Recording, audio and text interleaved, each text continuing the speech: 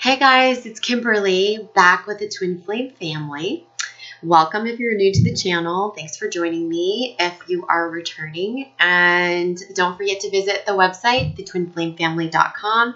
We have workshops going on or classes going on, like Mastering Your Twin Flame Journey all throughout March every Thursday. So you can sign up for those under the group services, or you can book a private session with me under the private session. And I've got a 50-minute for $50 reading special going on right now. And that's only until March 19th.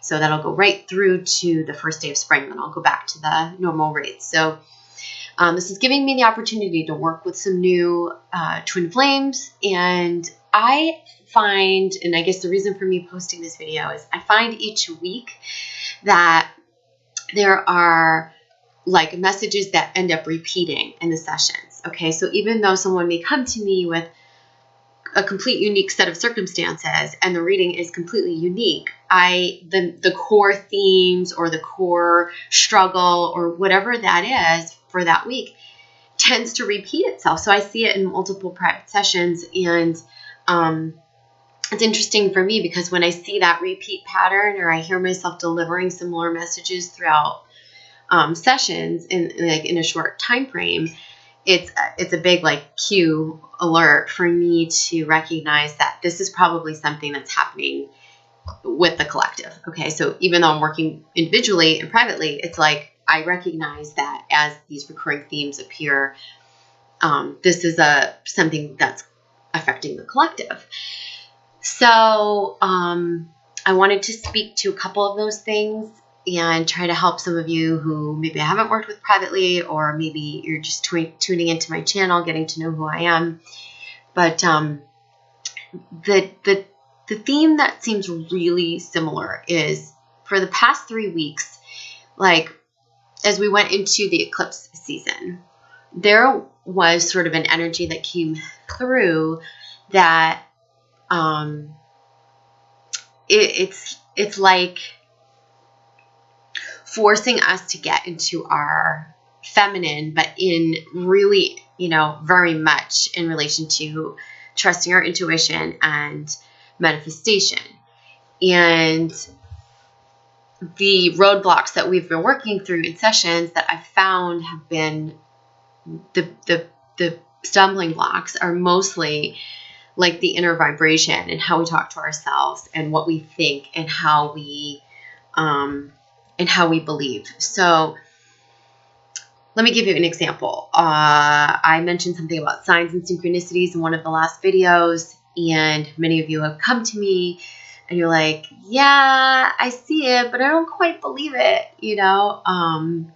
But the thing about it is that you develop your own language with the signs. So the more they recur, the more you realize, like, this is the magic of the universe. This is the universe speaking to me. This is this connection speaking to me from a much higher level. And these signs can be validation. They can just be a little nod, smile, reminder of the connection. They may have very specific messages, and you'll know. Or they may just be, like I said, little winks and nods from the universe, like, love yourself, love is around you, this person's thinking of you, whatever it is, you'll know what it means, okay? So if you don't trust it at first, I always say take pictures of the signs, like little snapshots, if you can, if you're not driving, or, if it's safe enough to grab a picture wherever you're seeing the sign, the license plate in front of you, the price sticker at the store, and compile the evidence for this is real. Okay, firstly, because we need to get into the vibe of like all these synchronicities, all the signs, everything that's happening, even if we can't see it, is real. So going to the core of that, it usually goes back to like the persecution complex from past lives, inquisition, the high priest, like not stepping into your high priestess energy, or having been a high priestess and then having been, persecuted for it, or something like that. And in this lifetime, I find many times it's like something similar to that same thing, but doesn't sound as dramatic. It's like that our families were really conservative, and so we weren't allowed to explore our spirituality. So we just kind of shut down the signs early, or shut down our awareness, or didn't fully trust in it because people around us were doubters or didn't think in those terms or didn't see those things. So we kind of abandoned it. And then the other reason is if it was literally shut down, like, oh, you're crazy, or that's stupid, or if you heard those things around anything intuitively that you were picking up on when you were 3 or 4 or 5 years old, and those things got shut down, well, guess what? Most likely you abandoned your intuition and you abandoned your powers. And so this is the time, especially for the divine feminine, to get back into her power center. And I teach a class about, transforming your wounded warrior into a divine feminine goddess. And this is about transforming, childhood wounds and the survivor mentality that we've carried around because we didn't receive the love that we needed from our father, or our mother was the more masculine dominant figure and her masculine was really out of whack and not authentic. And it's like we sort of learned, well, in order to get the love I need to be tough, or I need to be independent, or there is that belief that I can't get the love or support that I need. So in regard to that, you become more hardened. So there's like heart armor around your heart chakra, and it's, you're not in a receiving mode. You're in an aggressive, giver type. It could be a very ego-based, out of balance, false masculine energy. And so I help you in that class, which will be coming up again in April.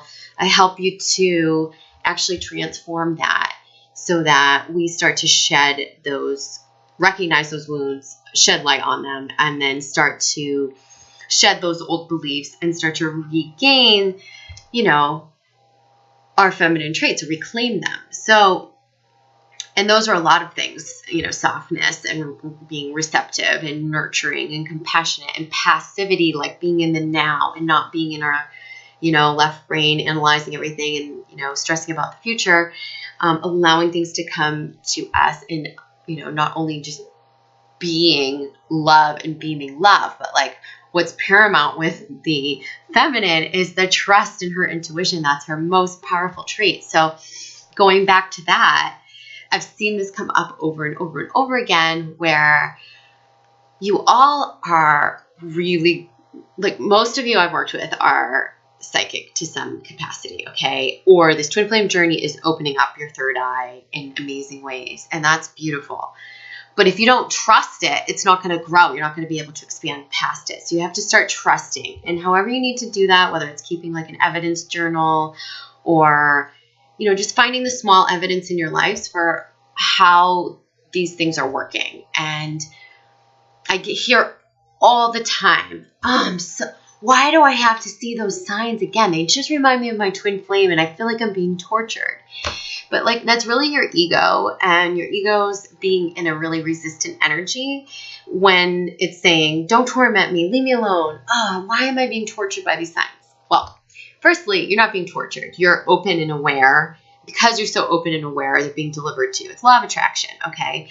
And it's also the magic of the universe, and you're really open, you're seeing it. So now that you're seeing it, it's your choice. This is where like the fork in the road is. It's your choice to say, this is awesome. Like, I might be sad, or I might not like the current circumstances, and this might suck, and I might be even crying when I get these signs. But I look up and I get these signs, and they fill me with hope, and they make me feel good. And I don't know exactly what they mean, but it feels like I've got spirits around me. The universe is working with me, towards me. I believe in this connection. I'm sending my twin flame love, and I'm letting it go. And I know that sign was meant for me, and that's magical. So that's one way it can go. That's the way that I would advise you to move your energy towards, because it's going to help things flow.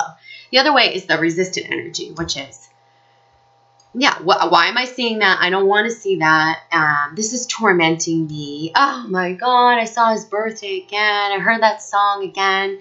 It's like, I just want to sever the tie with him. I don't want this anymore. But you can't sever the tie because it's a soul connection. It's a contract that you made eons ago. So rather than resisting it, because deep down inside, you really don't want to let it go. You really just love this person. It's just your ego that's saying, I can't have what I want. I can't have it right now. It doesn't feel good to me. Why are you making me suffer through my everyday? This separation sucks. And so on and so forth. And it's that resistant energy that you bring into this, and it creates more resistance. So instead of seeing all the magic in the universe, you're looking at the signs like, you shitty, why am I seeing you? And that really sucks. It's not going to help you perpetuate anything. So this way, where you're seeing signs, getting synchronicities, and you're in the flow, one, you're receptive. That means you're receiving them. You're not pushing them away. Remember, pushing, resistance, that's like false masculine, out of balance masculine energy.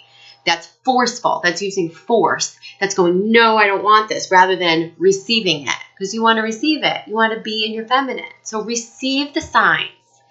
Then emanate love, like beam light and giggle and laugh at them, because they might be funny. Like, rather than feeling like, oh, I'm being tortured, be like, oh my God, how many times do I have to see the sign to know that it's a message for me? And so you should giggle and laugh and be in amazement and wonder.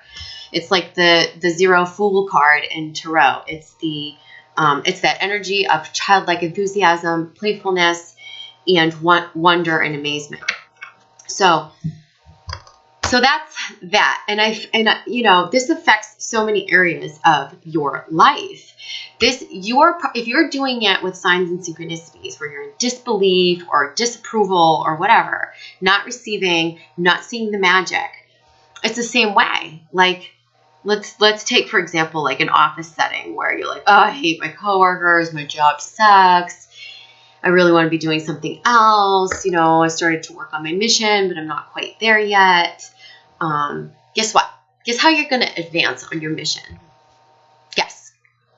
It's by showing up to the current condition, which is the day job that you have to go to right now every day, and going, you know what? I know this isn't forever. It's temporary. It's until I bridge this gap to the longer term, what's going to creatively and at the soul level fulfill me.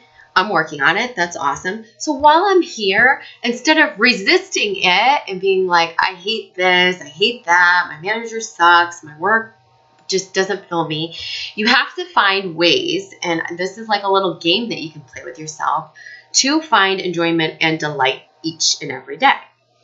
I think for the feminine, this is exploring your feminine at work. So many of the divine feminine, especially in today's world, and I know it all so well myself, we bring our masculines into the work world. It's do more, do faster, go harder, be more aggressive, you know, talk with the boys, you know, do business with the men, and we, you know, or it's really cutthroat, you know, and there's pressure and stress. And for many of us, we can handle that, but it's not authentically where our soul resonates. Like, many of us belong in the healing or creative arts, and we're not in that yet. So many of you in the past few weeks have said to me, well, I go to this job and then I get my energy sucked out of me, and I come home, and if I can muster up any energy, I'll be able to work on my mission or this new business or venture, whatever it is. And I say to you, wow, that sounds really exhausting. I'm a juggler of many projects too. And I can tell you, if I was spending all day fighting battles and resisting things, I would not have energy in the evening to do my writing or make my YouTube videos or, you know. So just know that there's a different way to experience the current circumstances. And they're asking us to shift out of resistance. And the way you do that is to get into appreciation. Like, wow, I'm really happy I have this, you know, security or stability or this right now. This is going to feed the other things I want to do. All right, this is good. I know it's not forever. It's so, you know, being an appreciation of that. Then it's like, you know, try on the feminine traits at work. It's like, what are the feminine traits? Being receptive. Okay, well, practice having a conversation with somebody that you would ordinarily maybe be the giver or be aggressive with, and let them come to you and be the receiver. Practice that. It's easier to practice it with someone that you're not emotionally attached to than it is to practice it with someone who there's a lot of, emotional involvement at stake, like a twin flame or a romantic partner. So practice those things. Practice nurturing, like, bringing in baked goods, or, saving a seat for someone at the next meeting, or whatever it is, like that. Or connecting with others, connecting with your neighbor or in the cube next to you or the office next to you. This is about, and I mean connecting like at a soul level, like, hey, do you have kids? Or, how's Timmy doing in baseball? Or, like that type of conversation, that type of connection. So that when you go to work, you can find these little, like the little moments in the day to capture the magic, the connecting with others, the being receptive, like the little experiment you're going to try on for yourself, and the being nurturing and trusting your intuition. You can play that little game too at work. I mean, we must trust our intuition in business. And so you can even just kind of, sometimes we pick up on politics that go on in the office and just like all sorts of that stuff. And I remember that too when I was in a more corporate setting, and it can really affect you, especially if you're an empath. I mean, you're picking up on a lot of muck and yuck from the energy around you, and often in very close quarters. So you have to also really listen to your intuition and know how to radiate. I found when I used to work in that setting, even if I had a lot of naysayers and negativity around me, if I just radiated positive light or radiated positive energy, it would lift the vibration in that, whether it's like in a small office or a huge office, it just always shifted the vibration. And so we talked about you're getting in your divine feminine, and like how this affects you at work, how it affects you with signs and synchronicities. And, in your twin flame relationship, it's the same thing. I mean, we can look at things and go, well, it's not here yet. It's not happening. I'm so discouraged. I just want to let this go. Or we can go, you know what? This is the greatest gift. And I realize that this time is being given to me, this separation, so that I can do the things that my soul calls out to do, so that I can heal and be ready for that next step, that next interaction, and just kind of make peace with it and know that it is by grand design that the timing of this, the way it's all been laid out and the way it's playing out is, it's a divine orchestration. So it's the trust in that as well. And that is very much a very feminine way of being, which is like, I'm okay with this. This is the passivity I was talking about. Being passive doesn't mean being a doormat. That would be unhealthy feminine energy. Doesn't mean being submissive. It means being in your power and confident and all-knowing and assured enough to just be without having to worry, fear, overanalyze, without having to second guess or doubt our intuition, and to just be present. Being present is a huge part of this, because it takes a lot of the angst and the anxiety out of the separation, for those of you who are in separation. So it takes a while sometimes to get there. I'm not saying it happens overnight. For many of you, it's studying, it's learning, it's doing meditations, it's practicing on our own, and it's about purging and healing those wounds, and it takes time. So be patient and good to yourself, because that's definitely another piece of what I've been picking up on in these sessions, is like that negative self-talk, you guys. It's another thing of like resistant energy. If you are not being nice to yourself, I mean, you're saying, bad me. That's like going, yeah, I should be doing that more. I hear that all the time. Oh yeah, I should be doing that. I should have done that. I did that wrong. But it's like, okay, well, you didn't do it wrong. You just didn't know, and you don't know what you don't know. So that's okay. And when you don't know what you don't know, well, you're learning, you're expanding. So when you do know it, then you apply it. And That's okay. So you can't beat yourself up for the past, and you can't carry guilt and punish yourself. It's about being kind and loving to yourself. And we all have to practice that, because when you pay attention to how you talk to yourself, most of us beat ourselves up. There's just negative self-talk all the time.